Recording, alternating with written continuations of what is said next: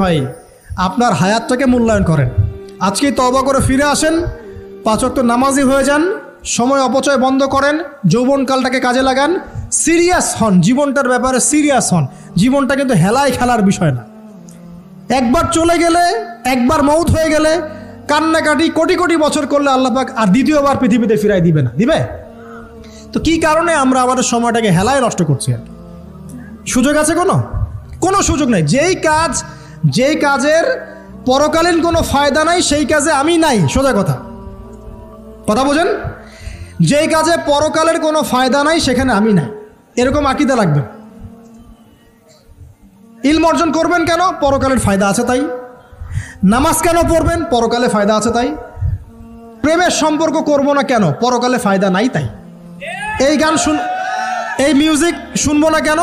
আমি পরকালে কোনো ফায়দা নাই তাই। আমি অহেতুক এসব টিকটকের পিছনে ঘুরবো না কেন? পরকালে কোনো ফায়দা নাই তাই। যে কাজ পরকালে ফায়দা দিবে আমি সেই কাজে আছি। পারা যাবে ইনশাল্লাহ।